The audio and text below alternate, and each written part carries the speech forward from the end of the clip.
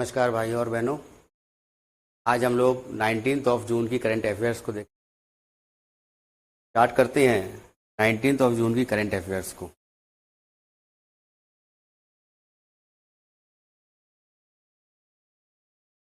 First news जो है कि हाल ही में चीन ने भविष्योन्मुखी आर्थिक मुद्दों पर ध्यान केंद्रित करते हुए राजनीतिक आर्थिक वार्ता को फिर से शुरू करने के लिए किस देश के साथ समझौता किया है, समझौता ज्ञापन पर हस्ताक्षर किए। ऑप्शन है ऑस्ट्रेलिया, जापान, दक्षिण कोरिया और इंडोनेशिया। इसका आंसर है ऑस्ट्रेलिया। तो इस खबर को और जानते हैं। चीनी और ऑस्ट्रेलियाई सरकारों ने भविष्योन्मुखी आर्थिक मुद्दों पर ध्यान केंद्रित करते हुए रणनीतिक आर्थिक वार्ता को फिर से शुरू करने के लिए एक समझौता ज्ञापन MOU पर हस्ताक्षर किए। अब ये MOU पर हस्ताक्षर जो किए हैं, एक तरह से ये शीत युद्ध को बढ़ावा देने के लिए देता है कि एक तरफ ऑस्ट्रेलिया और चाइना हो जाएंगे और दूसरी तरफ जो हो जाएंगे वो पश्चिमी देश हो जाएंगे। ठीक है, तो इस तरह का एक ऐसा सिनेरियो बन सकता है। तो दोनों देश व्यवहारिक और प्रभाविक आर्थिक सहयोग को बढ़ावा देने के उद्देश्य से संचार यानी कम्युनिकेशन और आदान प्रदान को बढ़ाने के लिए सहमत हुए हैं।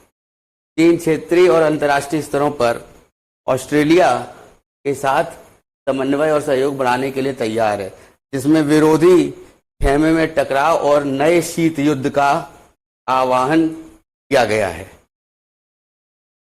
नए शीत युद्ध का आह्वान हो सकता है कि जो पश्चिमी देश हैं उससे पूर्वी देश जो हैं इनके बीच में शीत युद्ध प्रारंभ हो जाए। नेक्स्ट न्यूज़ पर आते हैं। फिच एक रेटिंग एजेंसी है और फिच एजेंसी ने ग्लोबल इकोनॉमिक आउटलुक GEO की रिपोर्ट जो है उसके अनुसार 2025 के लिए भारत की GDP का पूर्वानुमान क्या लगाया है। तो पूर्वानुमान GDP कितनी रह सकती है, ये फिच की जो एजेंसी है 6.9 ऑप्शन है, 7.59 ऑप्शन, 7.5 ऑप्शन है, 6.7 और 7.2। इसका आंसर है 7.2। तो फिच रेटिंग्स ने अपनी तिमाही वैश्विक आर्थिक परिदृश्य GEO रिपोर्ट में कहा है कि चालू वित्त वर्ष में भारत की वृद्धि दर यानी GDP की वृद्धि दर है वो 7.2% रहने की उम्मीद है। पहले की अपेक्षा क्या है, अधिक है। फिच रेटिंग जो है ये 2024 के लिए वैश्विक वृद्धि पूर्वानुमान को भी 2.4% से बढ़ाकर 2.6% कर दिया है।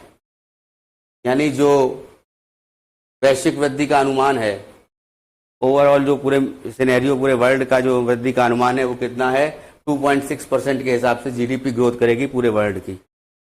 भारत के विकास पूर्वानुमान में उनके मार्च के पूर्वानुमान की तुलना में 0.2% अंकों की संशोधन किया गया है। तो भारत का जो विकास का पूर्वानुमान लगाया है उसमें 0.2% का तुलना है। ठीक है, इसमें संशोधन हुआ है। कहने का मतलब है 7.4 जो थी उसको रखा गया था, अब जो है 7.2 रखी गई है। फिच रेटिंग्स के अनुसार भारत की वास्तविक GDP वृद्धि वर्ष 2025-26 में 6.5% मार्च से अपरिवर्तित और वर्ष 26-27 में 6.2% रहने का अनुमान है। ये भी इम्पोर्टेंट है कि 2025-26 के लिए जो है वास्तविक GDP वृद्धि दर कितनी होगी, मार्च से अपरिवर्तित, मार्च से स्टार्ट फाइनेंशियल ईयर को लेंगे तो 7.5% रहने का अनुमान है और 26-27 में 7.2% रहने का अनुमान है। इस साल में 2023-24 में कितने रहने का अनुमान है, 2024-25 में जो नया वित्त वर्ष होगा उसमें 7.2% रहने का अनुमान है। नेक्स्ट न्यूज़ पर आते हैं। विश्व स्तर पर यातायात उद्योग जो है, कहने का मतलब टूरिज्म, उसमें अग्रणी SaaS समाधान प्रदाता IBS सॉफ्टवेयर ने किसे अपना नया प्रमुख कार्यकारी अधिकारी CEO नियुक्त किया है। तो कंपनी है IBS, इसने अपना जो नया CEO नियुक्त किया है इसमें आपको 4 ऑप्शन दिए गए हैं, BS अब्दुल्ला रहमान, कुशल पाल सिंह, सौमित गोयल और रवि जयपुरिया। आंसर है इसका सौमित गोयल। तो विश्व स्तर पर यात्रा उद्योग के लिए अग्रणी साज समाधान प्रदाता आईबीएस सॉफ्टवेयर, ये एक सॉफ्टवेयर कंपनी है जो केरला के पास में है, इसका हेड ऑफिस वहीं केरल में है। तो इस कंपनी ने सुमित गोयल को जो है अपना मुख्य कार्यकारी अधिकारी सीईओ नियुक्त किया है, जो तत्काल प्रभाव से लागू होगा। सौमित गोयल जो है ये किनका स्थान लेंगे? ये लेंगे स्थान आनंद कृष्णन का। इसके पहले आनंद कृष्णन को सीईओ थे, अभी ये आनंद कृष्णन जी उनकी जगह पे अब सौमित गोयल जी आ जाएंगे। तो 2018 से आईबीएस सॉफ्टवेयर के लिए सीईओ के रूप में कार्यरत थे कौन? आनंद कृष्णन। सौमित जो है वो सीधे आईबीएस सॉफ्टवेयर के कार्यकारी अध्यक्ष जो चेयरमैन है मैथ्यूज को रिपोर्ट करेंगे। सौमित गोयल इंटरप्राइजेस सॉफ्टवेयर क्षेत्र में बहुत से अनुभव रखते हैं। अब इन्होंने जो है माइक्रोसॉफ्ट के साथ भी काम किया है, एसएपी के साथ भी काम किया है, ओरेकल के साथ भी काम किया है और एओएल जैसी कंपनियों के साथ भी काम किया है। इस स्तर पर प्रसिद्ध कंपनियों में नेतृत्व की भूमिकाएं निभाई हैं। सौमित ने सास कंपनी जो है, ये सास कंपनी बोली जाती है इसको, ये एक तरह से लॉजिस्टिक कंपनी होती है सॉफ्टवेयर की।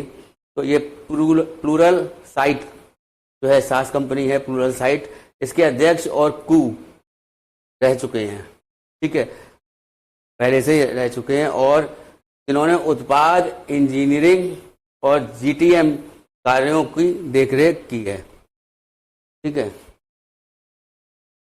तो ये इंपॉर्टेंट न्यूज़ है, इसको याद रखिएगा कि आईबीएस सॉफ्टवेयर के जो सीईओ हैं वो सौमित गोयल को नियुक्त किया गया है। उसके बाद में नेक्स्ट न्यूज़ है, क्रिकेट में विश्व खिलाड़ियों के उस निकाय का नाम बताइए जिसे वर्ल्ड क्रिकेट एसोसिएशन के रूप में, देखिए वर्ल्ड क्रिकेट एसोसिएशन नाम चेंज कर दिया गया है, एक संस्था का क्या कर दिया गया है, वर्ल्ड क्रिकेट एसोसिएशन। इस संस्था का नाम जो है वर्ल्ड क्रिकेट एसोसिएशन कर दिया गया है, पुनः ब्रांड किया गया है, ठीक है। तो वर्ल्ड क्रिकेट एसोसिएशन जो है, यहाँ पे मेलबोर्न क्रिकेट क्लब का नाम ऑप्शन में है, पीका का नाम ऑप्शन में है, आईसीसी का नाम ऑप्शन में है, यूपीसीए का नाम ऑप्शन में है, उत्तर प्रदेश क्रिकेट एसोसिएशन, ठीक है। इस निर्णय बोर्ड की बैठक और न्यूयॉर्क में 25वीं वर्षगांठ समारोह में, देखिए ये FICA का नाम जो है वर्ल्ड क्रिकेट एसोसिएशन कर दिया गया है। तो 25वीं वर्षगांठ समारोह में 2024 में चल रहे पुरुष T20 विश्व कप, अब T20 विश्व कप जो है चल रहे हैं, के साथ आयोजित किया गया न्यूयॉर्क में, ठीक है ना। अमेरिका में T20 विश्व कप हो रहे हैं। WCA जो है वर्ल्ड क्रिकेट एसोसिएशन ने टिम में मेडल की भी स्थापना की है। टिम में मेडल, टिम में जो है ये क्रिकेटर रहे हैं और टिम में की इनके नाम पे एक मेडल की स्थापना की गई है, जिनका नाम ऑस्ट्रेलिया के पूर्व ऑफ स्पिनर के नाम पर रखा गया। ये ऑस्ट्रेलिया के पूर्व ऑफ स्पिनर रहे हैं। तो ऑस्ट्रेलियाई क्रिकेट एसोसिएशन ACA के पहले सीईओ भी थे और 2005 में FICA के पूर्णकालिक सीईओ भी थे। यह पदक क्रिकेट के में खिलाड़ियों के संघ आंदोलन में उत्कृष्ट सेवा प्रदान करने के लिए प्राप्तकर्ताओं को दिया जाता है और टिम मे और रिचर्ड बेवन, नाम याद रखिएगा, टिम मे और रिचर्ड बेवन, इनको पुरस्कार का उद्घाटन विजेता के रूप में घोषित किया गया है, ठीक है। बेवन जो हैं ये भी 2003 से 2007 तक जो है इंग्लिश क्रिकेटर रहे हैं। ये इंग्लिश क्रिकेटर यानी कि मतलब ब्रिटेन के, इंग्लैंड के क्रिकेटर रहे हैं। ये खिलाड़ी संघ प्रोफेशनल क्रिकेटर्स एसोसिएशन के सीईओ भी थे, ठीक है। तो ये जो है का नाम बदल करके federation of international cricket association होता है, तो ये इसका नाम बदल करके जो है ये वर्ल्ड क्रिकेट एसोसिएशन कर दिया गया है। नेक्स्ट न्यूज़ पर आते हैं। अगस्त 2024 में आयोजित होने वाले भारतीय वायुसेना इंडियन एयरफोर्स का एक पहले बहुराष्ट्रीय हवाई अभ्यास जो है वो अगस्त 2024 में होने वाला है। तो इस बहुराष्ट्रीय जो हवाई अभ्यास है उसका नाम क्या होगा? तो इसका नाम 4 ऑप्शन है आपके पास, गति शक्ति, तरंग शक्ति, तरंग वायु या गति तरंग। तो इसमें आंसर है तरंग शक्ति। याद रखिएगा, मोस्ट इंपॉर्टेंट क्वेश्चन है, तरंग शक्ति। तो भारतीय वायुसेना का पहला बहुराष्ट्रीय हवाई अभ्यास, याद रखिएगा बहुराष्ट्रीय हवाई अभ्यास है, यानी कि मोर देन वन कंट्री, ज़्यादा से ज़्यादा कंट्रीज जो होंगी इसमें भाग लेंगी। और ये जो है तरंग शक्ति 2024 जो है ये अगस्त में आयोजित किया जाएगा और इसमें पर्यवेक्षक जो होंगे के रूप में काम करने के लिए कुछ अन्य देशों के अलावा 10 देशों के भाग लेने की संभावना है। 10 देशों के भाग लेने की संभावना है। तरंग शक्ति को पहले 2023 के अंत में आयोजित करने की योजना थी, लेकिन इसे टाल दिया गया। पहला चरण अगस्त के पहले 2 सप्ताह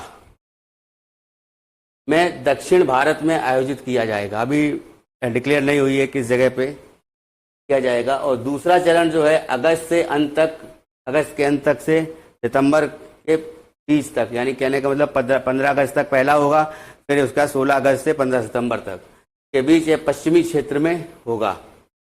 सैनिकों को भेजने वाले देशों में ऑस्ट्रेलिया शामिल है, France, Germany, Japan, Spain, UAE, UK, USA, बहुत से देश ऐसे हैं जो बहुत इम्पोर्टेंट हैं सामरिक मामलों को लेकर के। ये सभी देश के जो फाइटर पायलट्स हैं वो यहाँ पर अभ्यास करेंगे भारत के साथ में, और इस अभ्यास का नाम होगा तरंग शक्ति। जर्मनी लड़ाकू जेट विमानों के साथ A400M परिवहन विमान भी तैनात करेगा, और A400M जो है ये विमान भारतीय वायुसेना के लिए प्रदर्शन पर रहेगा, क्योंकि यह मध्यम परिवहन विमान के लिए खुली निविदा का दावेदार है। अभी इसमें जो एक तरह से टेंडर है उस टेंडर के लिए यही विमान जो है रखा गया है, और ये जो है परिवहन विमान है, मध्यम परिवहन विमान है। ठीक है, नेक्स्ट आते हैं। हाल ही में रिजर्व बैंक ने उत्तर प्रदेश के गाजीपुर में स्थित किस बैंक के लाइसेंस को रद्द किया है? अब ये सहकारी बैंक है। सहकारी बैंक जो है क्या होता है सहकारिता? तो बेसिकली सहकारिता का अर्थ ये होता है जैसे 4-5 लोग मिल करके कोई छोटा सा काम करना शुरू कर देते हैं, अर्निंग करना स्टार्ट कर देते हैं, कुटीर उद्योग की तरह, उसको सहकारी कार्य बोला जाता है। ठीक है, अब ये सहकारिता में इसी तरह बैंक भी बनी है, जो शुरुआत में ही 4-5 लोगों ने मिल करके पूंजी कुछ इकट्ठी करके अपना जो है बैंक स्टार्ट करी, तो सहकारी बैंक के नाम से जानी गई। अब इनमें से एक सहकारी बैंक जो है जो कि गाजीपुर में है और उसका लाइसेंस रद्द कर दिया गया है। अब वो कौन सी बैंक है? तो या पूर्वांचल सहकारी बैंक, सारस्वत सहकारी बैंक, अभ्युदय सहकारी बैंक या कॉस्मोस सहकारी बैंक।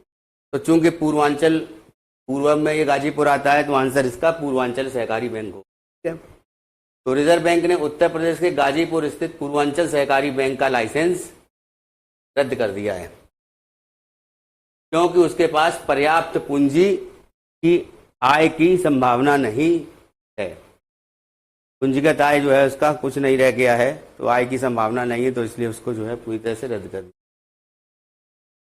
तो लाइसेंस ही खत्म कर दिया गया है। उत्तर प्रदेश के सहकारिता आयुक्त और सहकारी समितियों के रजिस्ट्रार को बैंक को बंद करने और परिमापक नियुक्त करने के लिए आदेश जारी करने के लिए भी कहा गया है। यहाँ के जो सहकारी आयुक्त हैं उनको ये एक तरह से जो आदेश है, ऑर्डर, इसको जारी करने के लिए आरबीआई ने कहा। परिसमापन पर प्रत्येक जमाकर्ता जमा बीमा और ऋण गारंटी निगम DICGC, ठीक है, से केवल 5 लाख रुपए तक की अपनी जमा राशि पर जमा बीमा दावा राशि प्राप्त करने का हकदार होगा। बस केवल 5 लाख जमा राशि पर। ठीक है, और आरबीआई ने जो है पूर्वांचल सहकारी बैंक द्वारा प्रस्तुत आंकड़ों के अनुसार लगभग 99.51%, ये बहुत इंपॉर्टेंट है कि 99.51% जो है ये जमा करता DICGC से अपनी जमा राशि को पूरी राशि प्राप्त करने का हकदार है, यानी जिसने जमा राशि ये लगाई है वो जमा राशि वापस प्राप्त करने का वो हकदार है। तो याद रखिएगा, पूर्वांचल सहकारी बैंक का लाइसेंस रद्द कर दिया गया है आरबीआई का। अब है ऑस्ट्रेलिया ओपन 2024। तो ऑस्ट्रेलियन ओपन 2024 की बात करने से पहले मैं बता दूं, यहाँ पे ये बैडमिंटन की बात हो रही है, ऑस्ट्रेलियन ओपन टेनिस टूर्नामेंट की बात नहीं हो रही है। तो ऑस्ट्रेलिया ओपन 2024 में पुरुष एकल में किसने खिताब जीता है? ये है बैडमिंटन में। ठीक है, तो बैडमिंटन में ने जीता है अया ओहोरी, कोडाई नाराओका, नुर्मीटराई वाडोयो या फिर ली जी जिया। आंसर है इसका ली जी जिया। ये मलेशिया के हैं, इन्होंने जो है ये बैडमिंटन ऑस्ट्रेलिया ओपन जीता है। इसमें एक ऑप्शन ये अया ओहोरी भी है। ये अया ओहोरी जो है ये इन्होंने जो है महिला वर्ग में ऑस्ट्रेलिया ओपन बैडमिंटन 2024 जीता। मलेशिया के ली जी जिया ने पुरुष एकल फाइनल में जापान के कोडाई नाराओका इनको जो है हराया और ऑस्ट्रेलियन ओपन बैडमिंटन चैंपियनशिप का खिताब जीता। और जापान की आया ओहोरी ने जापान को हराया था पुरुष में, और यहाँ पे जापान ने जो है आया ओहोरी ने महिला वर्ग का खिताब जीता है। 30 रैंकिंग वाले खिलाड़ियों के टूर्नामेंट के बाहर रहने के कारण विश्व में 8वें नंबर के ली ने सिडनी में अपने 8वें नंबर के ली नाम है, उन्होंने सिडनी में अपने 6ठे स्थान पर प्रतिद्वंदी को हराकर इसका फायदा उठाया 30 रैंक के खिलाड़ियों में। BWF वर्ल्ड टूर पर अपने कैरियर की 6ठी जीत है। पिछले महीने में थाईलैंड ओपन में जीत के बाद यह जीत मिली है। ओहोरी ने 35वीं रैंकिंग वाली इंडोनेशियाई किशोरी एस्टर नुर्मी ट्राई जो है वाडोयो को हराकर जीत हासिल की है। तो ओहोरी ने जो है ये नुर्मी ट्राई वाडोयो को हराया है। कोडाई नोराओका को जो है ली जी जिया ने हराया है, जापान के थे ये, तो हरा करके जो है पुरुष का जो ऑस्ट्रेलियन ओपन है और महिलाओं का ऑस्ट्रेलियन ओपन जीता है 2024 का। यह टूर पर उनका दूसरा खिताब था। इससे पहले उन्होंने साल थाईलैंड मास्टर्स में अपना पहला खिताब जीता था। ठीक है, किसने? ओहोरी ने। नेक्स्ट आते हैं यूरोपीय संघ यानी यूरोपीय यूनियन जो है उसके देशों द्वारा अनुमोदित ऐतिहासिक प्रकृति कानून के तहत कहीं ना कहीं पे इसमें प्रकृति की बात हो रही है। इसका मतलब कार्बन एमिशन को रिडक्शन की या CO2 की रिडक्शन की बात हो रही है। ठीक है, सदस्य देशों को किस वर्ष तक अपने 20% समुद्री भूमि और समुद्री क्षेत्रों में प्रकृति को बहाल करने के उपायों को लागू करने का आदेश दिया गया है? इसका आंसर है 2028 ऑप्शन है आपके पास में, 30 है, 2034 है, 2040 है। इसका आंसर है 2030। 2030 तक जो है इन्होंने इसका लक्ष्य रखा है। तो लग्जमबर्ग जो है, लग्जमबर्ग एक कंट्री है, स्विट्जरलैंड के पास ही है, में पर्यावरण मंत्रियों की एक बैठक हुई और मतदान के बाद यूरोपीय संघ ने आधिकारिक तौर पर क्षतिग्रस्त प्राकृतिक पर्यावरण को बहाल करने के उद्देश्य से एक महत्वपूर्ण नीति को अपनाया है। क्षतिग्रस्त प्राकृतिक पर्यावरण से मतलब क्या है? क्षतिग्रस्त प्राकृतिक पर्यावरण से मतलब ये है कि जहाँ पर एमिशन ऑफ CO2 ज़्यादा होता है, कार्बन का एमिशन ज़्यादा होता है, जिसके कारण पर्यावरण में जो है कि एक पर्टिकुलर जगह है, ऐसी जगहों की खोज की जाएगी जहाँ पे ये पर्यावरण का सबसे ज़्यादा दोहन हुआ है, सबसे ज़्यादा जो है पर्यावरण का संरक्षण रखना अनिवार्य है। तो ऐसी जगहों के लिए फिर से जो है ये इसके लिए एक यूरोपियन यूनियन ने जो है एक पूरा प्लान बनाया है। ठीक है, तो जिन्होंने पर्यावरण को बहाल करने के उद्देश्य क्षतिग्रस्त कहने का मतलब यही है कि जो बिल्कुल पूरी तरह से जो है पर्यावरण के अनुकूल जगह नहीं रह गई हैं और जो मतलब कि वहाँ पर पर्यावरण संरक्षण होना जरूरी है। यह विकास हाल ही में यूरोपीय संसद के चुनावों के बाद पारित पहला प्रमुख हरित कानून है। प्रकृति बहाली कानून यूरोपीय संघ की सबसे महत्वाकांक्षी पर्यावरण पहलों में से एक है।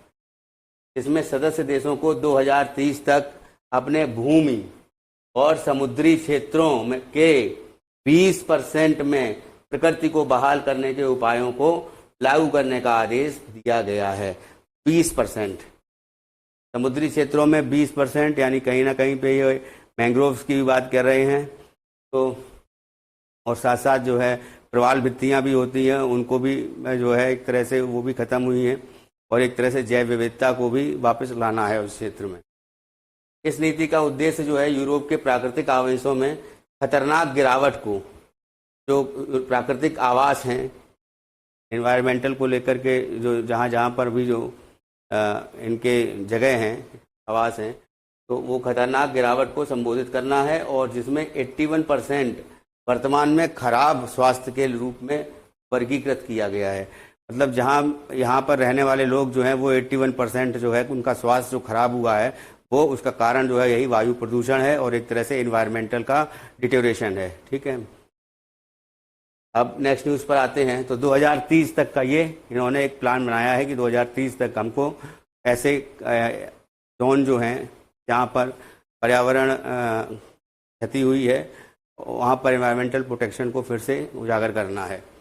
नेक्स्ट न्यूज़ पर आते हैं। Stockholm International Peace Research Institute, ये मोस्ट इम्पोर्टेंट न्यूज़ है कि एक हालिया रिपोर्ट के अनुसार भारत के पास जनवरी 2024 तक संग्रहित परमाणु हथियार हैं। मतलब भारत के पास कितने परमाणु हथियार हैं? इसमें ऑप्शन है 178, 169 है, 169 है, और 175 और 172। तो मैं आपको बता दूं इसका आंसर जो है 170। तो भारत के पास 172 परमाणु हथियार हैं, संग्रहित परमाणु हथियार हैं। पाकिस्तान के पास कितने हैं? पाकिस्तान के पास सिर्फ इससे 2 कम 70, यानी 170 के हैं। ठीक है, अब क्वेश्चन पे आते हैं। इसमें Stockholm International Peace Research Institute, Stockholm जो है पीस रिसर्च इंस्टीट्यूट जो है, सीपरी इसको बोलते हैं, और इसने जो हालिया रिपोर्ट के अनुसार जनवरी 2024 तक भारत के पास पाकिस्तान की तुलना में बड़ा परमाणु शस्त्रागार है। देखिए, पाकिस्तान की तुलना में तो बोल दिया है, लेकिन वही बताते हैं। इस बीच चीन ने जनवरी 2023 में 410 वायर हेड से जनवरी 2024 में बहुत बड़ा इजाफा किया है चीन ने अपने परमाणु हथियारों में, और लगातार ये वृद्धि जारी है। परमाणु भंडार को लेकर बढ़ाकर 500, देखिए 410 से 500 वायर हेड कर दिया है। रिपोर्ट के विश्लेषण किए गए 9 परमाणु सशस्त्र देशों में, अब जो 9 परमाणु सशस्त्र देश हैं वो कौन कौन से हैं, इनको आप जरूर याद करिएगा। America, Russia, UK, France. ठीक है, तो अमेरिका, रशिया, यूके, फ्रांस और इजराइल, इतना याद करिए। जर्मनी उसमें नहीं है। ठीक है, चीन है, भारत है, पाकिस्तान है, नॉर्थ कोरिया है, और इजराइल, सभी ने अपने परमाणु क्षमताओं को आधुनिकीकरण से जारी किया है। जनवरी 2024 की रिपोर्ट है, इसमें 172 संग्रहित परमाणु हथियार बनाए रखे हैं। पाकिस्तान ने के पास 170 थे। अब बताइए, 2 का फर्क है केवल परमाणु हथियार के। ठीक है, नेक्स्ट न्यूज में आते हैं। T20 दिग्गज खिलाड़ी डेविड विज जो हैं, ये नामीबिया के खिलाड़ी हैं, और अंतर्राष्ट्रीय क्रिकेट से संन्यास ले लिया है। किस देश के खिलाड़ी, यही पूछा गया है। तो ये नामीबिया के खिलाड़ी हैं, बोत्सवाना के नहीं हैं, ना वेस्ट इंडीज़ के हैं, ना ही कीनिया के हैं। ठीक है, कालाहारी मरुस्थल बोत्सवाना में है, जानिएगा। अचानक नाम में याद आ गया तो मैंने बता दिया। ठीक है, T20 विश्व कप 2024 में इंग्लैंड के खिलाफ अपनी टीम की 41 रन की हार के बाद में नामीबिया के ऑलराउंडर डेविड विज ने अंतर्राष्ट्रीय क्रिकेट से संन्यास लेने की घोषणा कर दी है। आखिरी अंतर्राष्ट्रीय मैच में विज ने 3.0 की इकोनॉमी रेट से अब 2 ओवर में जो है के स्पेल में 1 विकेट लिया और 6 रन किए। तीसरी पारी में उन्होंने 225 की स्ट्राइक रेट से 12 गेंदों पर 27 रन दिए। उन्होंने इंग्लैंड के खिलाफ बल्लेबाजी करते हुए 2 चौके और 2 छक्के भी लगाए। कि अभी वर्ल्ड कप जो चल रहा है T20 का, उसके बारे में बताया जा रहा है। नामीबिया के खिलाड़ी विज ने 34 T20 खेले हैं और 532 रन बनाए हैं, 35 विकेट लिए। ये लाइन थोड़ा सा इम्पोर्टेंट है जो एग्जाम में आ सकती है। ये किसके खिलाड़ी हैं? नामीबिया के हैं, जिन्होंने 34 T20 खेले हैं, 532 जो है रन बनाए और 35 जो है विकेट लिए। 50 ओवर के प्रारूप में अनुभवी क्रिकेटर ने 9 वनडे खेले हैं, जिनमें 228 रन और 6 विकेट लिए हैं। ठीक है, नेक्स्ट न्यूज़ पर आते हैं। तो आज का जो करंट अफेयर्स है यही समाप्त होता है। नेक्स्ट करंट अफेयर्स में नेक्स्ट जो इम्पोर्टेंट करंट अफेयर्स होंगे उनसे आपको जो है उनको बताया जाएगा। तो हमारा जो चैनल है इसको आप जरूर सब्सक्राइब कर लीजिए, बेल आइकन दबा दीजिए ताकि जैसे ही नया वीडियो अपलोड हो उसकी सूचना आपको मिल जाए। हालांकि अब मैं वीडियो जो है डेली डाला करूंगा और वो एक तरह से जो पीसीएस के एग्ज़ाम होने वाला है अक्टूबर में, उसको लेकर के ये विचार है कि आने वाले वीडियो जो होंगे वो पूरे जनवरी से लेकर के अभी तक की जितनी करंट अफेयर्स है उनसे संबंधित जो इम्पोर्टेंट फैक्ट्स हैं वो आपके सामने दर्शाए जाएंगे। तो आज की जो करंट अफेयर्स को यहीं समाप्त करते हैं। Thank you. वीडियो को लाइक करना और सब्सक्राइब करना ना भूलें, शेयर भी करें। Thank you.